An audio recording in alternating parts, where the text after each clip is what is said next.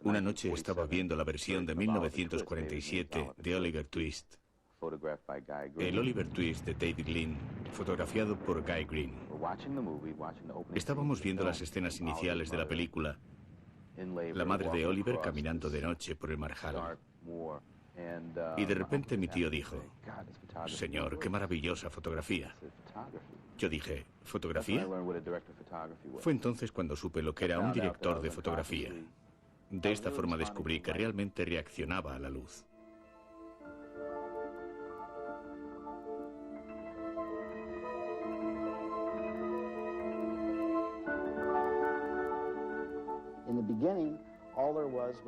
Al principio solo había un hombre con una cámara. No había directores, no había nada. Era un hombre con una cámara que filmaba argumentos. El argumento podía limitarse a 20 segundos de imágenes de un tren dirigiéndose hacia ti, por ejemplo. Después llegaron los actores, porque los cámaras eran básicamente fotógrafos, y no era tarea fácil dirigir a los actores. De manera que uno de los actores se erigía en director de los demás. Desde el principio hubo una división de tareas. El director se ocupaba de los actores y el director de fotografía del resto. El trabajo del operador consiste en decirle al espectador dónde debe mirar. Le dice: mire ahí, esa mujer va a llorar y va a cantar un aria, o ese hombre va a desenfundar la pistola. A veces hacemos cosas sin darnos cuenta. Solo nos percatamos cuando vemos la película montada. Es algo que hacemos instintivamente, sin saber exactamente por qué. Pero son imágenes esenciales para la película. No sabría razonarlo, pero ahí están las imágenes. Los buenos operadores captan muy bien el argumento que quieren contar y filman ciertas imágenes esquivas que ayudan a contar la historia. Un buen director de fotografía es aquel que aporta algo esencial a la película. Sus imágenes ayudan a entender el guión, sintonizando con el lenguaje que ha querido emplear el director. Yo pienso visualmente. Se podría eliminar el sonido y aún así saber de qué trata la historia. Es toda una técnica visual. Hay un lenguaje mucho más complejo que el de las palabras.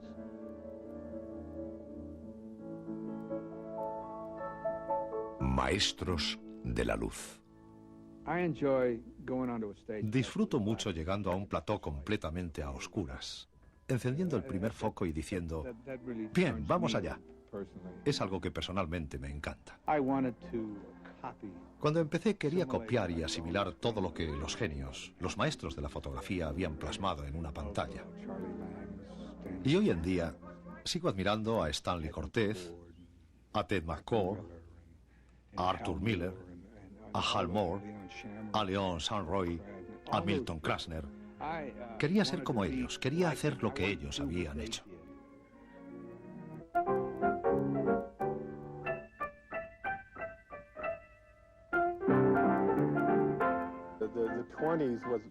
La década de los 20 fue la edad de oro del cine, porque la cámara estaba libre de las trabas del sonido,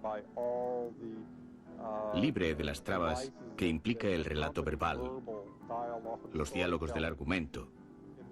Era esencialmente un medio visual.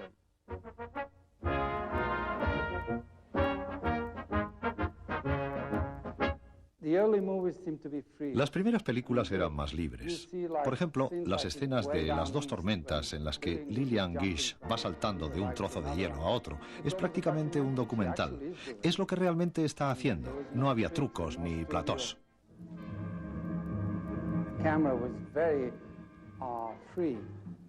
Las cámaras eran mucho más pequeñas y el hecho de que no hubiera sonido les permitía filmar libremente con largos travelings.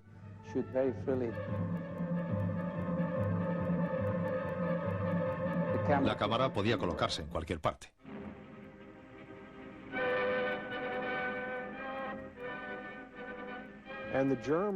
En los años 20, los alemanes tenían la técnica más avanzada. Directores como Pabst y Murnau utilizaron muchos de los elementos formales que habían surgido en Alemania: escultura expresionista, pintura y grafismo, introduciéndolos en el cine al trasladarse a Estados Unidos, como fue el caso del director Murnau.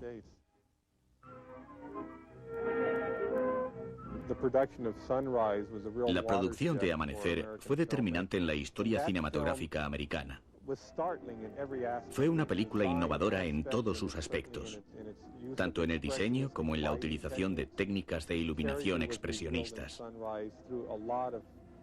Los personajes se definían mediante numerosos y complicados cambios de luz, utilizando técnicas de iluminación hasta entonces desconocidas en las películas americanas. Había que contar el argumento visualmente. Y en mi opinión, la llegada del sonido fue una catástrofe para la cinematografía. Sigo creyendo que si la introducción del sonido se hubiera retrasado 10 o 15 años, el arte cinematográfico habría tenido mucha más altura de la que tiene actualmente. Todos hemos visto secuencias de las primeras películas sonoras en las que resulta evidente que hay un micrófono en un florero colocado en el centro de una mesa, porque todos los actores hablan dirigiéndose a él. But I really shouldn't blame you. I'm the son of your employer, and that in itself makes me a low, low scoundrel. If I didn't trust you, I wouldn't be here. So here we are. Chopped onion? La cámara no puede moverse. No se la puede girar ni inclinar, porque está en una especie de enorme nevera insonorizada. Hasta muchos años después, los operadores no encontraron fórmulas para volver a liberar la cámara.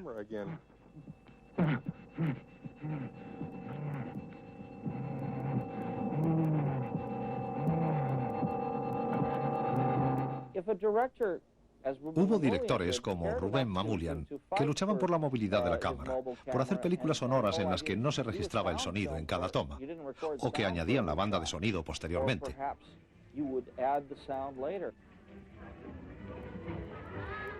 Lo podemos ver en películas de Mamoulian, de Lubitsch, en las primeras películas sonoras, también en películas de Vidor. Era gente que se negaba a someterse a las restricciones del sonido convencional.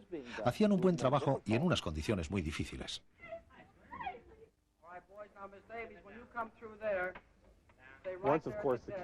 Una vez que se consiguió introducir la cámara en un dispositivo portátil e insonorizado, se pudo transportar en un dolly o grúa pequeña y recuperó su movilidad. Y una cámara que puede seguir a los actores, que puede desplazarse con ellos, es algo que cambia totalmente la realización de una película. En la época gloriosa de los estudios, desde la década de los 30 hasta la década de los 50, cada estudio tenía su propio laboratorio. Todos intentaban hacer algo exclusivo, diferente. Y todo dependía de la forma de trabajar de los operadores, de los directores artísticos que tuvieran contratados. Aprendían todos juntos, desarrollaban las técnicas e incluso inventaban el equipo. Todo lo que ven en una cámara de cine fue inventado por un operador. Necesitaban hacer algo, no sabían cómo hacerlo y acababan inventándolo todo como artesanos en un taller. El predominio del actor y de la actriz como fuerza motriz de las películas de Hollywood imponía cierto lenguaje consistente básicamente en planos medios, planos cortos, de hombros hacia arriba. Y el objetivo era fotografiar a los actores, especialmente a los protagonistas, de forma que salieran lo más guapos posible.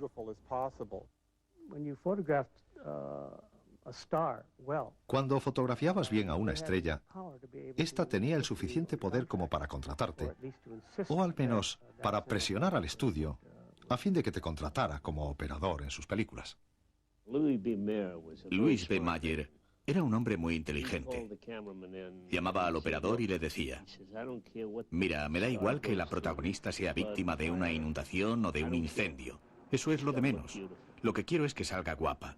Y era lo primero que aprendíamos, porque de eso dependía que te mantuvieras en el puesto. Al operador le decían: pon sombras donde quieras excepto en las caras de los actores. Querían ver las caras. Esa era la norma. La mayor parte de la fotografía de esa época tiene una característica propia. En aquellos años, las grandes divas tenían un gran peso en las producciones e imponían a sus directores de fotografía. Greta Garbo solo aceptaba trabajar con el operador Bill Daniels. After all, when one may not have long to live, why shouldn't one have fancy? Se hicieron trabajos magníficos con actrices como Marlene Dietrich. Si el decorado tenía una iluminación de 1100 bujías por metro, a ella se la iluminaba con 1200 o 1250 bujías, de forma que sobresalía entre el resto de los personajes.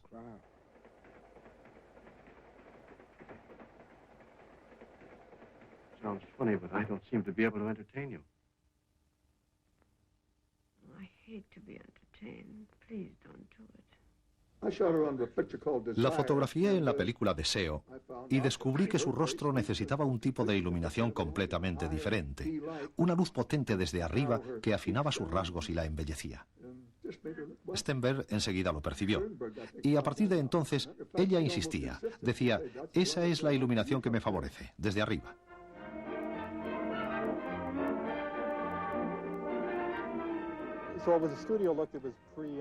De manera que lo que prevalecía era el estilo del estudio más que el del director de fotografía. Pero estaban surgiendo operadores muy prestigiosos, como George Folsey, como Craig Tolan o Arthur Miller. Gente con una fuerza y un talento que trascendía del estudio para el que trabajaban. Hoy en día, sus películas son fácilmente reconocibles por el modo en que están fotografiadas.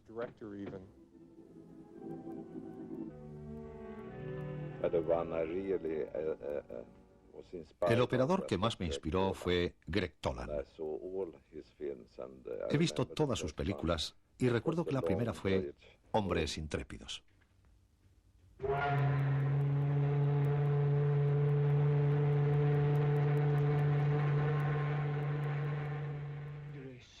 Era fantástico. Trabajaba utilizando toda la profundidad del campo visual y su iluminación era muy interesante porque jugaba mucho con los contrastes.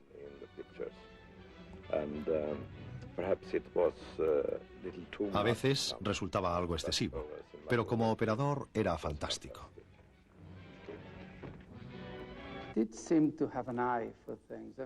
Tenía un instinto especial y una mentalidad creativa. Por ejemplo, nosotros, muchos años después, filmamos escenas con una luz de vela o una cerilla, algo que ya había hecho él en Las uvas de la ira. Y no disponía de la tecnología actual.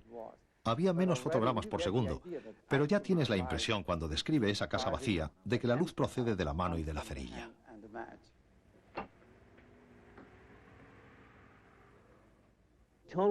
Toland era un jugador, un auténtico jugador. No le asustaba arriesgarse. Recuerdo cuando estaban rodando Ciudadano Kane. Yo trabajaba en el departamento de trucaje de Selnick y filmaban allí.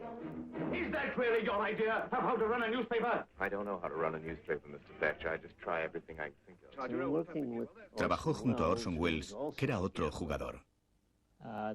Formaron una formidable pareja en esa película, una gran pareja.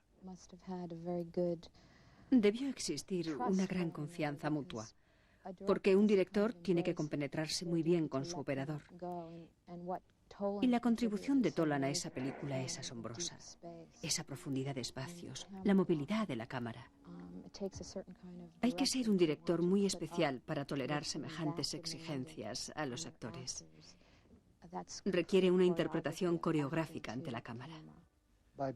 Con sus enfoques en profundidad, permitía a Orson Welles una gran libertad a la hora de mover a los actores en el plató. Creo que esa fue una importante contribución de Greg Toland a la película.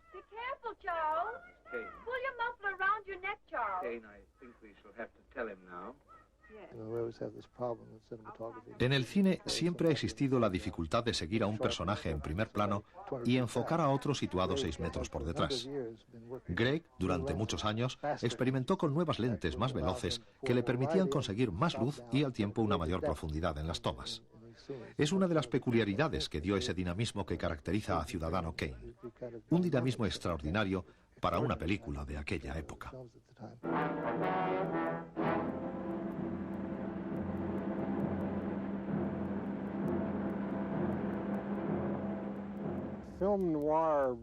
El cine negro vivió su época de máximo esplendor justo después de la Segunda Guerra Mundial.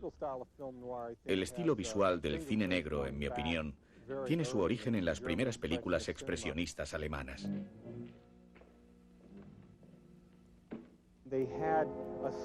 Eran películas con una curiosa sobriedad, una sobriedad visual y estilística. ¿Cuál es el argumento básico? ¿Qué hechos básicos definen a los personajes? ¿Qué información visual básica se requiere para relatar la historia? De esa forma, el cine negro desarrolló un lenguaje visual cada vez más denso y enrarecido, caracterizado por fuentes únicas de luz, sombras profundas, tomas angulares, elementos gráficos muy potentes y al mismo tiempo extremadamente sencillos.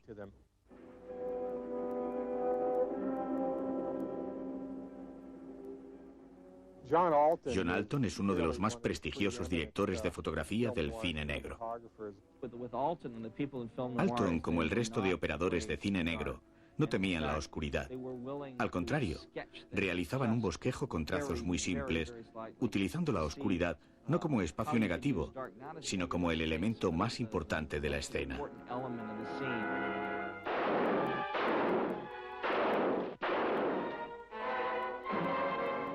Y es algo que nos ha influido a todos, enseñándonos que las luces más importantes son las que no enciendes. Por ejemplo, en películas del último periodo del cine negro, como Sed de Mal, de Orson Welles, aunque tiene un estilo tremendamente barroco y complejo, es básicamente un film de cine negro.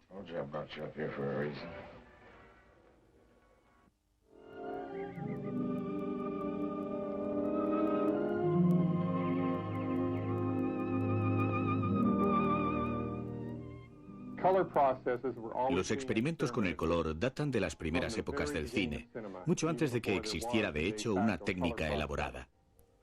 A veces los cineastas coloreaban a mano, fotograma a fotograma, secuencias enteras, incluso películas enteras. En la época del cine mudo se aplicaba un color tipo según las secuencias, azul para la noche, ámbar para el amanecer, etc. Ray Renahan había hecho obras magníficas empleando la técnica de dos colores. Posteriormente, se desarrolló el proceso tricolor, una técnica que tuvo una gran aceptación, ya que se consideraba como algo muy sofisticado.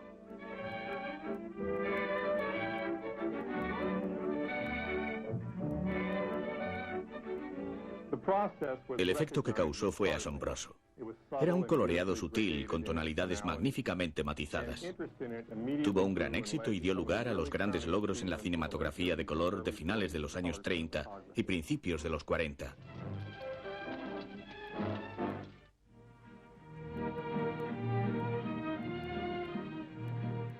Have a dance, my reputation be lost forever. Enough courage you can do without a reputation. Oh, you do talk scandalous. En Lo que el viento se llevó, se empleó por primera vez una nueva emulsión. Una película más rápida, pero había que iluminarlo todo con arcos, por la gran cantidad de luz que necesitábamos. Y era muy duro trabajar en esas condiciones.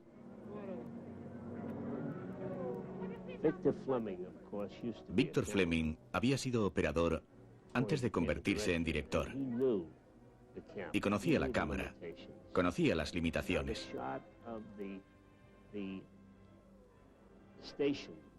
En la escena de la estación, con todos los muñecos, la gente muerta, utilizamos una gran grúa especial traída desde Long Beach.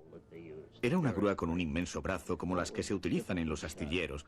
El rodaje fue muy complejo, pero en mi opinión es una de las mejores escenas de la película.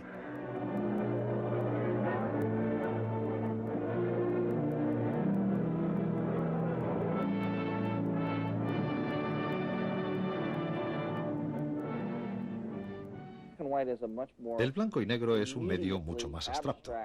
Es algo que se distancia de la realidad por su propia naturaleza. Y tienes más libertad para asociar drama y tonalidad en una película en blanco y negro. Por eso creo que muchos directores siguieron rodando en blanco y negro. Los que nunca tuvimos oportunidad de rodar en blanco y negro, como yo, nos encantaría poder hacerlo. No tengo la menor duda de que entraña muchas dificultades y creo que es un poco ir en dirección contraria.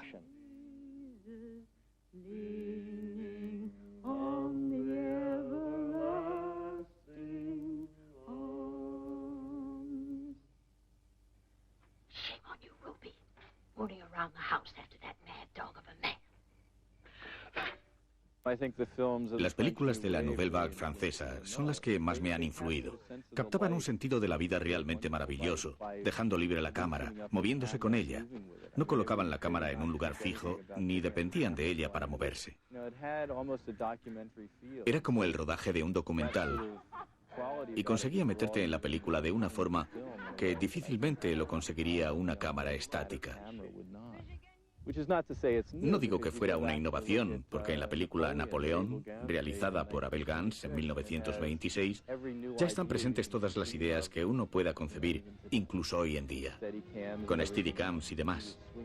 Gance colgaba la cámara de una cuerda balanceándola, utilizaba dollies y grúas y hacía todo tipo de efectos especiales en aquella época.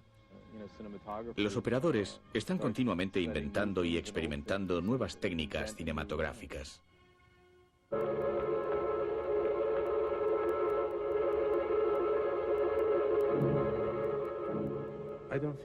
No creo que cualquier operador pueda trabajar con cualquier director.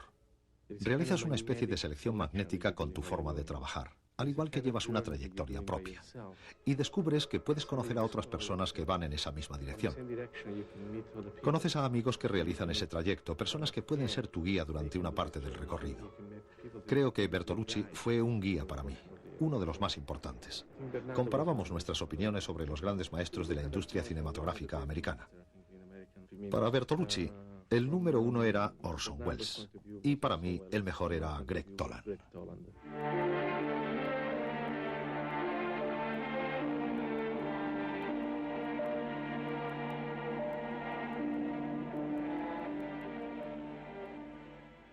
Somos los herederos de todos los directores de fotografía que nos precedieron. Mi técnica es una suma de las experiencias de todos ellos.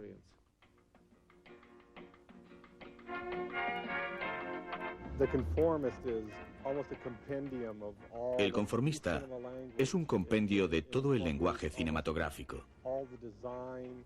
Incorpora prácticamente la totalidad de las técnicas de diseño, fotografía y montaje existentes. Y todo ello de forma coherente y nítida. El cambio de estilo y de técnicas cinematográficas que tuvo lugar en la época de Connie Hall, Haske Wessler, Vivo Simon, Laszlo Kovacs, Gordon Willis y yo, fue motivado por los directores. Surgían nuevos directores que no querían trabajar encorsetados en el sistema de estudios, querían rodar en exteriores.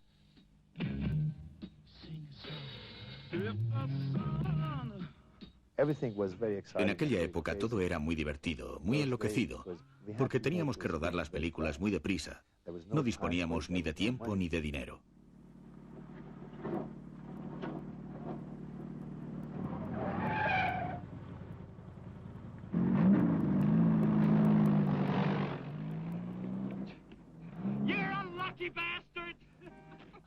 No creo que existiera la opción color blanco y negro. Ese año se estaban rodando unas 112 películas en blanco y negro. La elección era fácil. Lo más duro era rodarlo en pantalla grande.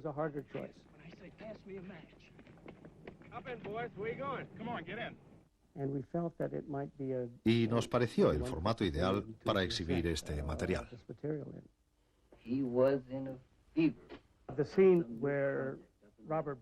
La escena en la que Robert Blake está a punto de ser ejecutado y habla con el capellán se rodó en plató.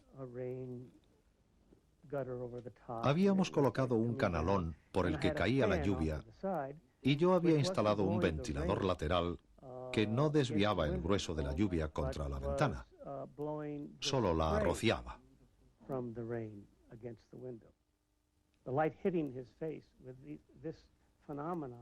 La luz que le iluminaba captó en su cara el reflejo de la ventana, salpicada por la lluvia, una sola vez. Hablé con Richard y le dije: Richard, mira su cara. ¿Entiendes lo que quiero decir? Hicimos otra toma y se podía ver el agua cayendo, deslizándose. Él estaba hablando de su padre. Es todo muy triste. Pronto morirá ahorcado. Pero su interpretación es muy seca, nada emotiva. El elemento visual estaba llorando por él.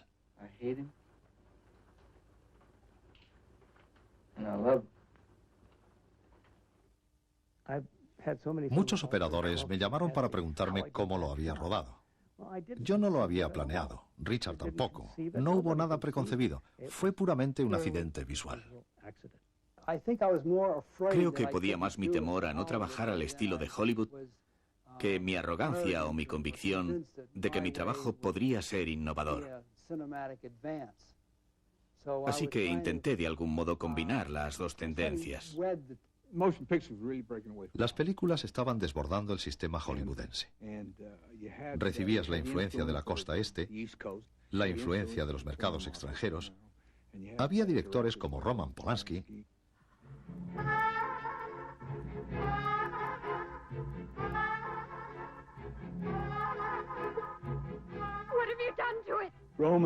Roman tenía una magnífica preparación. Había estado en la Escuela Polaca de Cinematografía y tenía un excelente currículum como fotógrafo. Entendía la fotografía, las imágenes, entendía a la gente, sus emociones. Estaba vinculado a las emociones.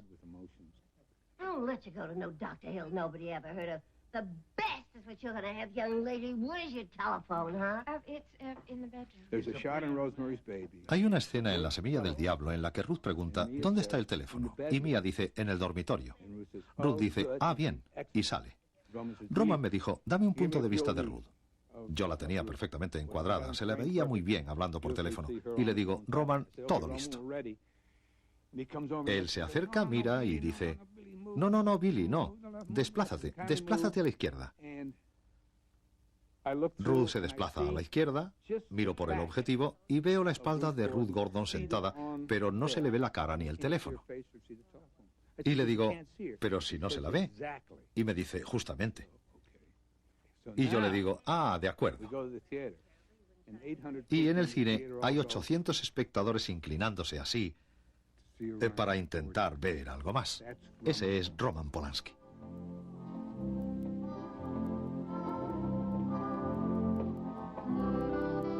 Nueva York tenía un estilo propio que yo llamaba estilo callejero.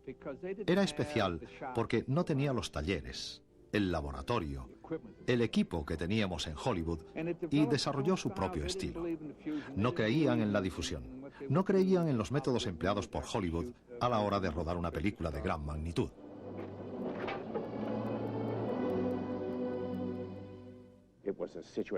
Era una situación en la que, por razones de estilo, dinero y tiempo, salías a la calle y rodabas en exteriores. Creo que fue el comienzo de lo que hoy en día se llama look neoyorquino. ¿Dónde se puede rodar mejor La Ley del Silencio que en unos muelles? Era tan creíble. Uno estaba allí, formaba parte de ese clima frío, formaba parte de ese gélido mundo, formaba parte de la historia. Tenía unas sombras maravillosas. Puede que la gente no se diera cuenta, pero había mucho negro, rodajes nocturnos, sombras. Era una oscuridad de gran calidad.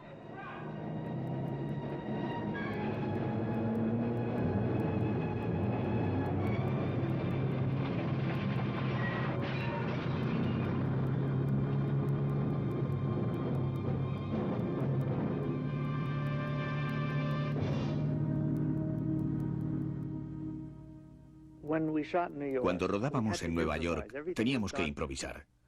Todo se hacía con lo que tenías más a mano, con lo que encontrabas en la calle. Era muy duro, estaba siempre en las calles.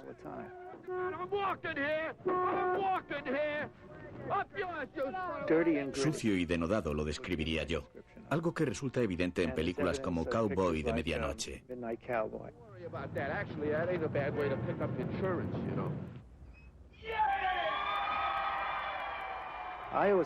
Yo diría que Tarde de Perros se rodó con mucha energía. Cada escena, desde cada punto de vista, tenía energía. Empezando por los actores, la cámara y su movimiento. Cuando empezamos el rodaje, vimos que irremediablemente debería ser un semidocumental. Tenía que ser real. El público tenía que creer no que era una historia que había ocurrido, sino que era una historia que estaba ocurriendo en ese momento. Y creo que conseguimos nuestro objetivo.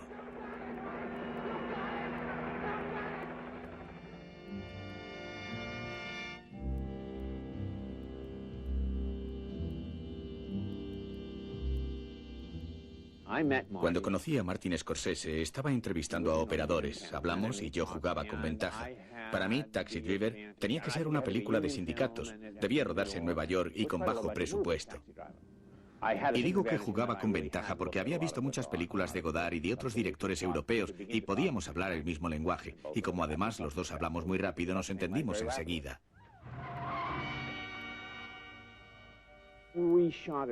Resultó un rodaje bastante económico. Marty sabía cómo ahorrar tomas, rodando escenas lo suficientemente fuertes para narrar la historia, con tomas de dolly y demás. Se ajustaba muy bien al guión. El guión de Schroeder era extraordinariamente visual a la hora de rodar. Hay muchos elementos ahí en el guión de Schroeder que te ayudan a saber lo que tienes que mirar, como las tomas desde arriba y el final de la película, que figuraban tal cual en el guión.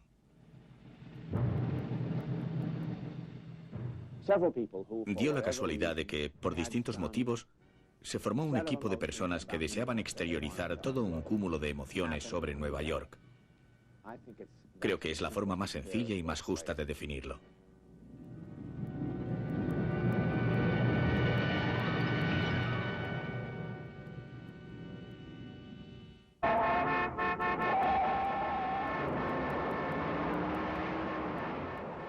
Me contrataron para realizar la fotografía de French Connection. Billy Friedkin estaba buscando un operador para la película y me dijo: los trabajos tuyos que hemos visto son de calidad, muy cuidados, a medio camino entre la publicidad y lo que quiero para esta película. Quiero que sea una película en las calles de Nueva York, dura, áspera. ¿Crees que podrás hacerla? Y le contesté: soy operador de cine. En principio estoy capacitado para hacer lo que me encarguen. Cuando se estrenó la película me etiquetaron como especialista en películas callejeras neoyorquinas, duras y descarnadas. You're exceptional in bed because you get pleasure in every part of your body when I touch it. You know what I mean? Like the tip of your nose, and if I stroke your teeth or your kneecaps. Para mí, Gordon Willis marca el antes y el después en la fotografía de cine americano. Toda la fotografía del cine americano moderno tiene en gran medida su punto de partida en Gordon. Me limité a fotografiar todo de una forma diferente. Y a veces eso fue objeto de controversia, porque hay gente que dice: esto no podemos hacerlo porque no se ha hecho nunca. Yo nunca lo hice por afán innovador, lo hice sencillamente porque me gustaba.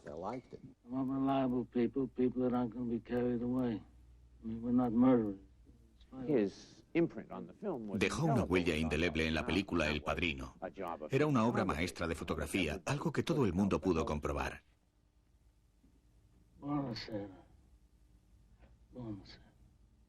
What have I ever done to make you treat me so disrespectfully? Muchas de las tomas que se hicieron con luz desde arriba o con una forma de iluminación especial surgieron de la necesidad de enfrentarse a un Marlon Brando con un determinado tipo de maquillaje. Era un ejemplo de diseño para hacer creíble un personaje y que luego se extendió a toda la película. Recibí muchas críticas. Me decían: no se ven los ojos de Brando. Había momentos en algunas de las escenas en las que deliberadamente quería ocultar sus ojos para que se pudiera ver a este misterioso ser humano pensando en algo o pensando en hacer algo, aunque en realidad no sabías qué diablos estaba pasando. Gordon, el príncipe de las sombras. Nunca he investigado mucho el tema de la subexposición, porque es algo que me aterra. Pero Gordon Willis es todo un experto en ese terreno. Ha convertido la subexposición en un arte. Tal vez me haya excedido un par de veces. En una escena entre Al y su madre, un papel interpretado por Morgana King en la segunda parte.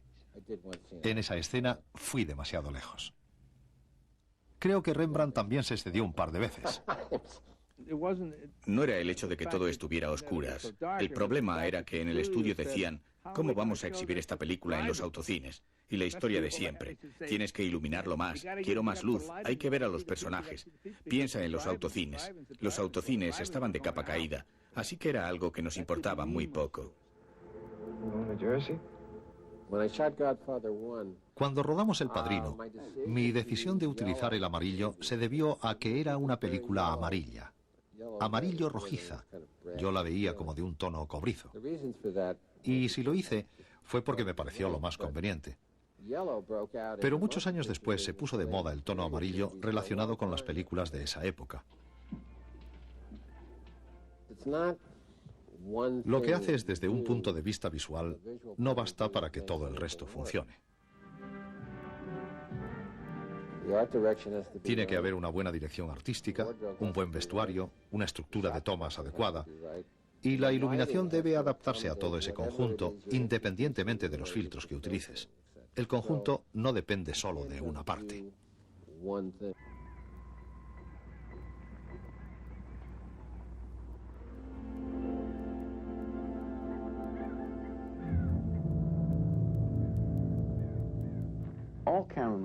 A lo largo de la historia del cine, los operadores siempre han asumido riesgos. Los de mi generación, probablemente en mayor medida, porque teníamos mejores equipos a nuestra disposición. Teníamos mejores lentes, más precisas y de mayor nitidez. Podías colocar la cámara en lugares hasta entonces inimaginables. En Chinatown rodamos una escena con una Panaflex de mano en el interior de un cuarto de baño.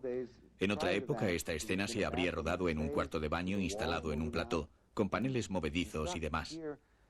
Pero aquí Polanski consiguió una interpretación íntima y espontánea de sus actores, porque la cámara estaba ahí dentro con ellos.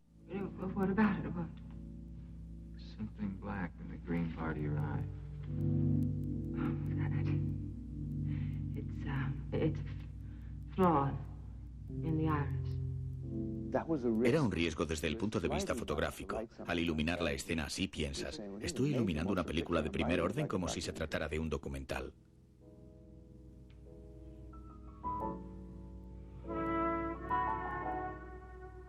La idea inicial era rodar Chinatown en anamórfico, con una proporción dimensional de 2:35, pero Polanski me dijo, quiero utilizar tecnología moderna para rodar una película sobre el pasado como si la viera desde mi ventana, desde este siglo XX. Quiero ver qué aspecto tenía entonces. Por ejemplo, rodamos un primer plano de Faye Dunaway de este tamaño, pero el objetivo estaba a menos de 8 centímetros y era algo que te intimidaba. Pero Polanski lo utilizó como una técnica de dirección para intimidar al personaje de Evelyn Mulray. Mi reto era fotografiarla en toda su belleza.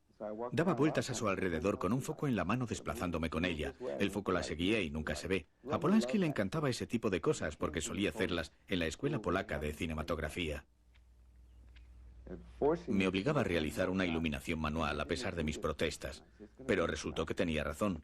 Hacíamos cosas como obligar a Jack Nicholson a pararse en determinada marca y colocarle la cámara justo detrás de la oreja. Y le obligaba a respetar la marca. Si se pasaba, repetíamos la toma una y otra vez, porque Polanski quería darle ese toque de voyerismo. Su mente pensaba a 78 revoluciones por minuto las 24 horas del día. No lo hacía para complicar las cosas, sino para que todo saliera mejor.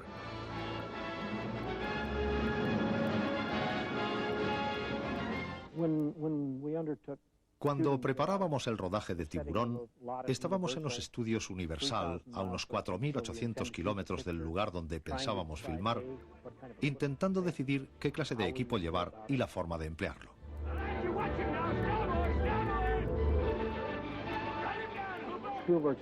Spielberg me dijo, quiero la cámara fija en un trípode, no quiero que vaya de aquí para allá.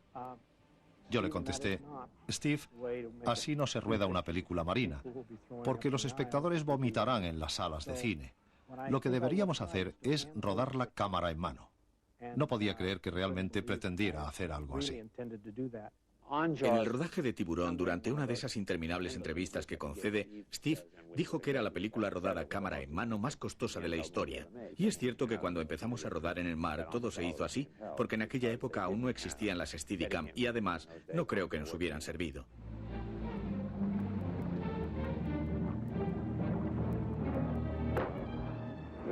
Creo que fue un espléndido trabajo de cámara. Si se fijan, casi todo fue rodado cámara en mano y se preguntarán cómo conseguimos hacerlo.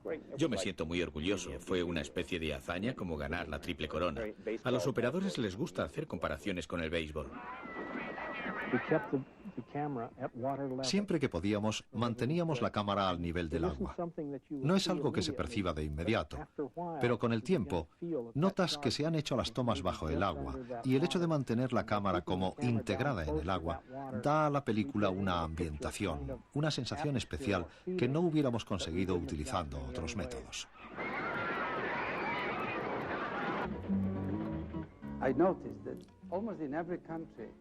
Me he fijado que en casi todos los países hay directores de fotografía extranjeros. Hay cierta atracción por lo exótico. Un extranjero, ya sea europeo o de cualquier otro lugar, ve el país con una mirada más fresca y tal vez distinga mejor, sepa ver mejor los aspectos interesantes de un país que no es el suyo.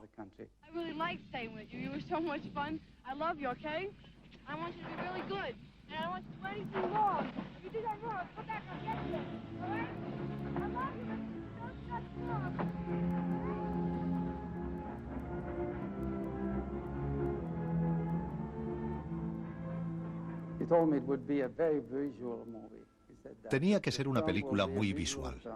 La película sería visual y se narrarían los hechos visualmente. No era muy frecuente dar semejante prioridad a la imagen. Normalmente, los directores dan prioridad a los actores y al guión. Pero aquí, la historia se narraba a través de las imágenes.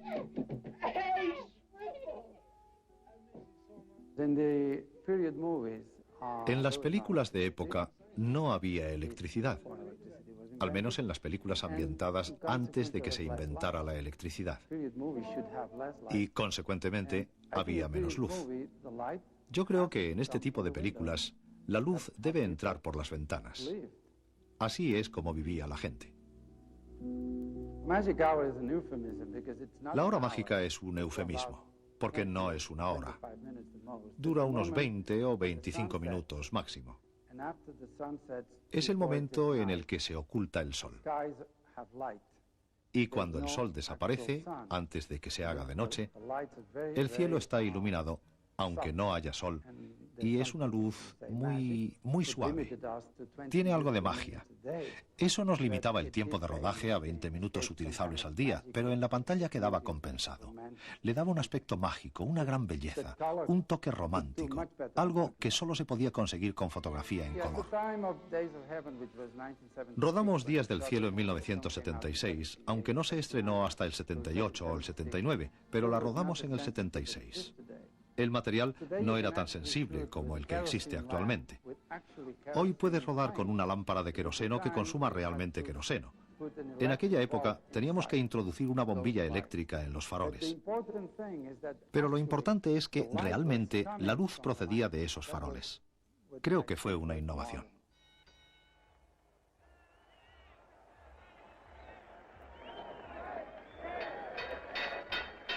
After 10 rounds, Judge Rossi, 8-2, La Mata. Judge Murphy, 7-3, La Mata. Para hacer Toro Salvaje me basé fundamentalmente en fotografías de la revista Life, esas enormes fotos de los años 40 y más particularmente los desplegables. Así es como recuerda los combates la gente de la generación de Scorsese y la de mi generación. Los recordamos como inmensas fotos en la revista Life. Estábamos en plan exhibicionista. Girábamos 360 grados hacia aquí cuando él iba hacia allá. Empezamos con 24 fotogramas por segundo, pasamos a 48 y volvimos de nuevo a 24. Y cuando se dirige al rincón otra vez a 48 fotogramas, y todo en la misma toma. Nos impusimos como regla intentar rodar los combates reales a 24 fotogramas por segundo. En realidad hicimos una pequeña trampa al final con Sugar Ray Robinson. Pero en general intentamos que en el tiempo de combate real se rodara a 24 fotogramas y mantener fija la cámara. Hacer como una pausa cuando está en el rincón o en este caso cuando no está peleando, sino jadeando contra las cuerdas. Y cuando vuelve al tiempo de pelea real, rodábamos de nuevo a 24 fotogramas.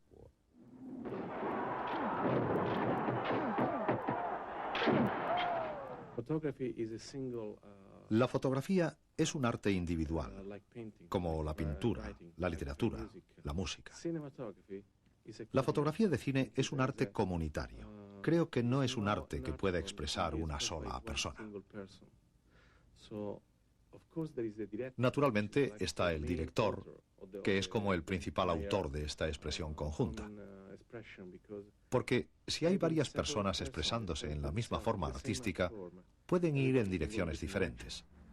Tiene que haber un responsable máximo del guión, de la música, de los decorados, del vestuario, de la fotografía, del montaje.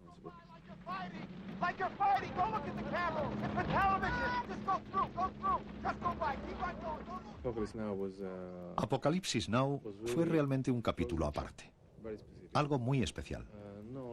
No solo porque fue la película más larga, en el lugar más alejado, la más difícil, la más costosa y la más peligrosa que he hecho en mi vida. Muy probablemente ha sido también la más emotiva.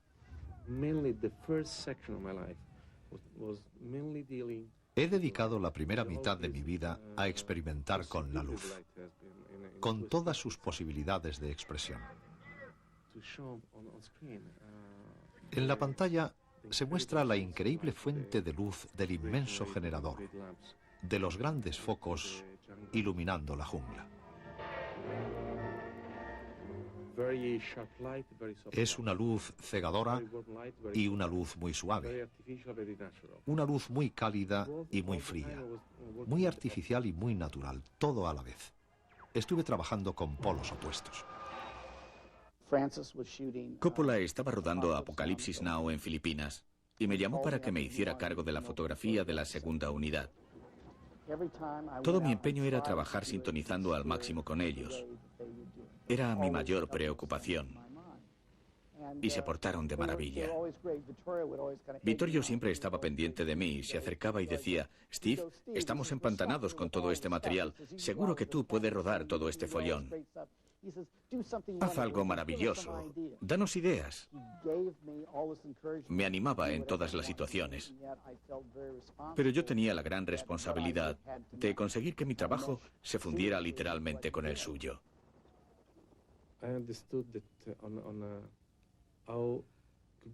Comprendí lo importante que es viajar, ir a otro país, utilizar otra lengua, utilizar otra industria e intercambiar energías.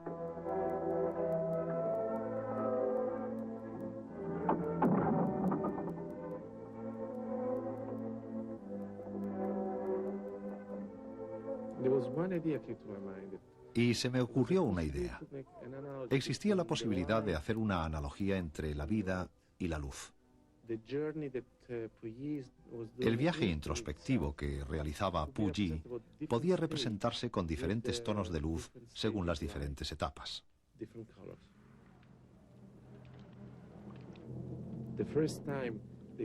Cuando se corta sus propias venas, ve por primera vez el rojo. El rojo es el color del principio, nuestro color al nacer. Él estaba naciendo al ver la sangre, estaba recordando que había nacido emperador.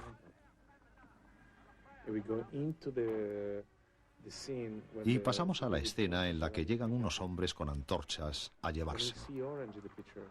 Y en la película vemos el color naranja. El naranja como color cálido de la familia. El color de la ciudad prohibida. Iluminé todo el entorno de Puyi para dar una sensación de familia, de calor, de abrazo maternal. El amarillo es el color de nuestra identidad cuando somos seres conscientes. Es el color con el que se ha presentado al emperador. Es el color que más atrae a la luz, el que mejor representa al propio sol. El verde es conocimiento. El verde aparece por primera vez con la llegada del preceptor. Viene con una bicicleta verde. Es el conocimiento de algo. Hasta ese momento, Puyi estaba viviendo en la ciudad prohibida. Desde ese momento, empieza a vivir con un color prohibido para él. No conocía una parte del espectro de colores: verde, azul, índigo, violeta. Solo conocía el rojo, el naranja y el amarillo. El emperador no debe conocerlo todo, solo debe conocer una parte, porque el conocimiento puede dañarle.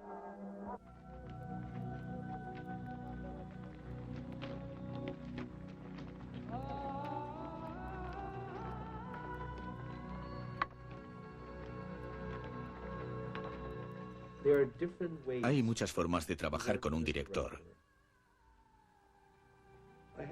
Yo tengo una maravillosa relación profesional con Martin Scorsese, que es el director más visual de todos aquellos con los que he trabajado.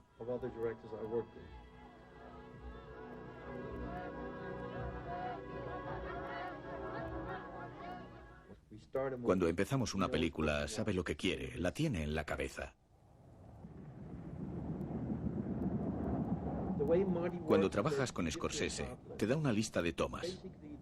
Es fundamentalmente para determinar el ritmo de una escena, de lo que quiere. Y describe la toma, por ejemplo, primer plano o seguimiento. Y cuando se trata de algo más complicado, o me hace un dibujo de lo que quiere, o toma como referencia otra película. Me dice, ¿por qué no miras tal escena en tal o cual película? Es lo que me gustaría hacer aquí.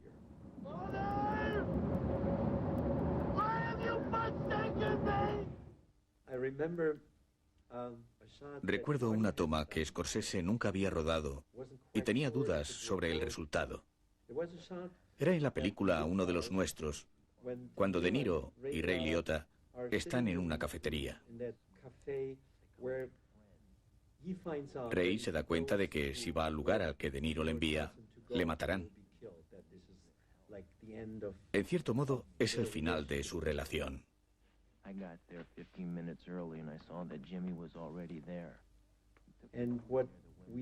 Lo que hicimos fue desplazar la cámara hacia atrás, pero sin cambiar para nada el encuadre. Empezamos con 2 tomas, la cámara se aleja y luego hacemos un zoom, pero el trasfondo cambia por completo. Y resulta muy interesante, porque te sugiere una historia. Empiezas a pensar, ¿qué pasa? Aquí está cambiando algo, pero ellos siguen ahí sentados hablando. Lo que cambia es el mundo a su alrededor. Fue algo que me gustó y a Scorsese le encantó.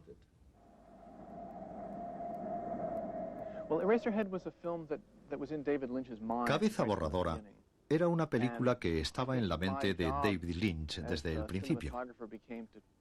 Y mi tarea como director de fotografía era buscar la forma de extraérsela y conseguir que me explicara a grandes rasgos cómo quería hacerla.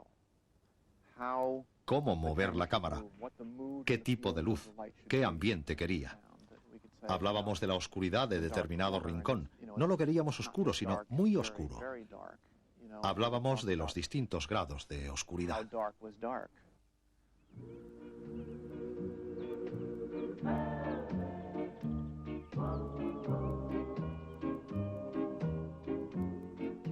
She wore blue velvet. La gran ventaja de Terciopelo Azul fue que tuvimos mucho tiempo para prepararla. David escribió el guión para un estudio, pero no se decidían a producirlo, y durante un tiempo quedó todo en el aire. Leí el guión y hablamos. Nos preguntábamos, ¿cómo será ese pueblo? ¿Como alguno que conocemos? ¿Qué hacen los personajes en ese lugar? ¿Cómo será el apartamento de Dorothy en el que transcurrirá gran parte de la acción? ¿Qué colores usamos? Y estuvimos dándole vueltas al proyecto durante un par de años. Fue fantástico. Es algo que no suele pasar.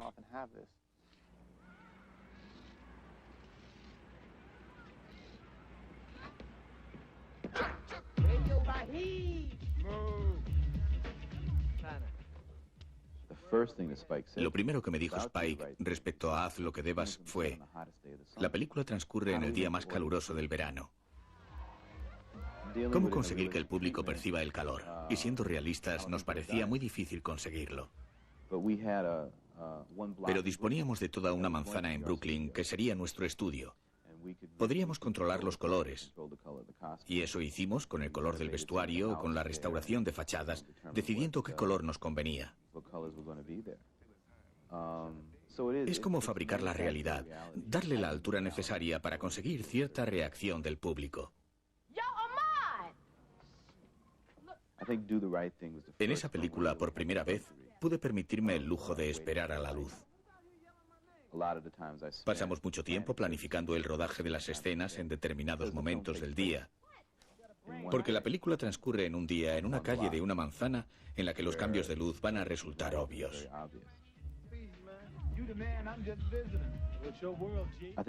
Creo que Spike confía mucho en mí, en su equipo. Y es vital para él porque tiene que soltar las riendas de la dirección y ponerse delante de la cámara bastante a menudo. Y en esas ocasiones depende de mí. Soy su ojo objetivo.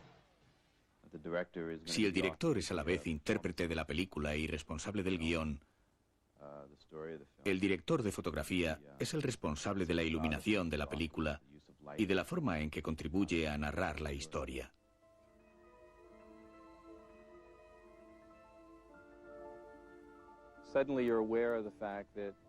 De repente te das cuenta de que las cosas no son exactamente lo que parecen. En otras palabras, creas una representación.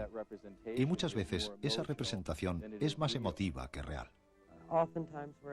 A menudo nos piden que imitemos a otros. Es muy desconcertante que te digan, imita por completo tal película. Todos aprendemos de otras películas y tratamos de emular a los grandes directores de fotografía. Pero los operadores que realmente hacen algo diferente en cada película es gente asombrosa. Con la tecnología cinematográfica actual, nos encontramos en un precipicio, a punto de dar el salto hacia un futuro desconocido, pero probablemente muy atractivo, como ocurría en los años 50, cuando el CinemaScope, el Tecnorama, todos aquellos formatos dieron un vuelco total a la industria. Ahora nosotros tenemos esa oportunidad. Alguien dijo una vez que la iluminación o el look de una película hace que las pausas sean tan elocuentes como el diálogo. Que hay momentos en una película que te emocionan por lo que se muestra visualmente, cómo está o no está iluminado un personaje. Si consigues introducir algo visualmente en la mente del espectador, recordará las imágenes tanto como los diálogos.